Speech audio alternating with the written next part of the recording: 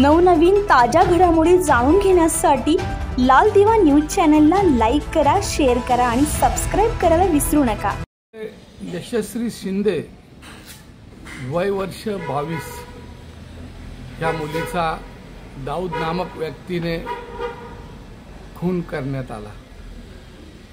आता आपण पाहतो का काल गेली 15 दिवसापूर्वी मला घारगाव येथे एक मोर्चाला संबोधित करण्यासाठी पाठवण्यात आलं।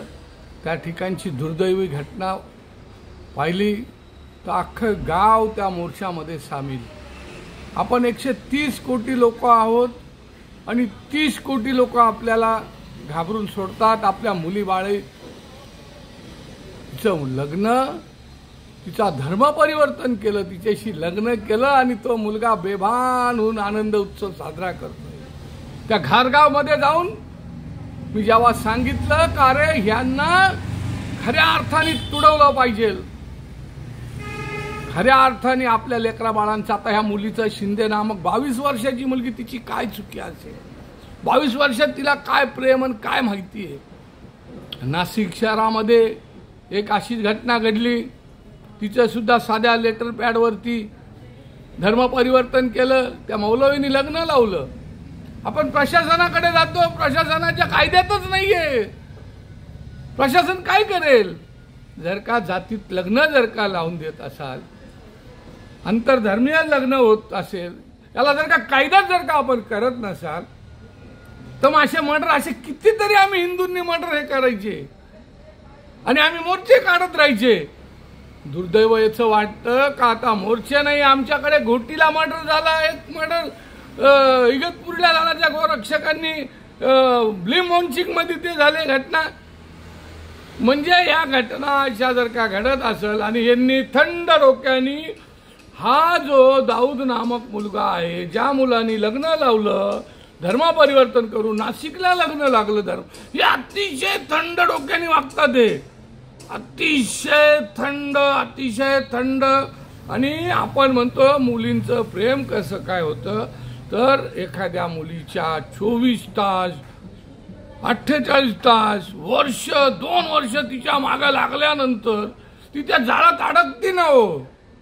आणि याला संपूर्ण समाज हा परिपूर्ण मागा आहे।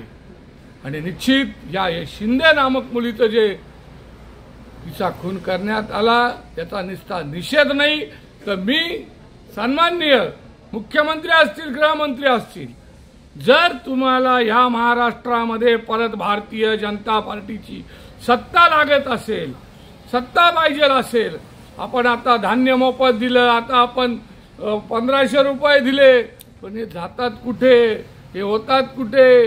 आणि दुर्दैव याचं आहे का सन्माननीय गृहमंत्री देवेंद्र फडणवीस साहेब, आपण जर का कायदा नसेल करत तर मग आपल्याला बसायला त्या पदावरती काय फायदा?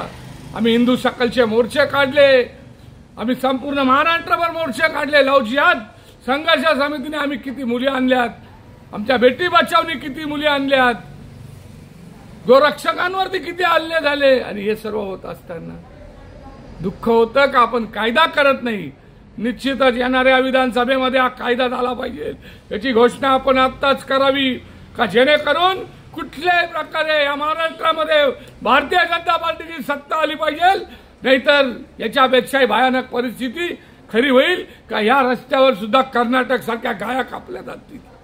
आणि निश्चित आम्हाला याच्यासाठी धर्म जे सांगतो का अस्त्र शस्त्र हे जर सांभाळलं पाहिजे, हे केलं पाहिजे। धर्म हे नाही सांगत का तुम्ही धर्मानुसार शांत वागा, या मुस्काटीत मारले तर इकडे पण खा, अजिबात नाही। लढायला शिका, हिंदूंनी लढायला उतरा। आपली मुलगी गेली, एक मुलगी तिचं लव्ह मॅरेज झालं, दुसऱ्या मुलीचं अंतर धर्मीय झालं, किती दिवस चालणार? फडणवीस साहेब आम्ही तुमचा निषेध करतो, तुम्ही हा कायदा केला पाहिजे।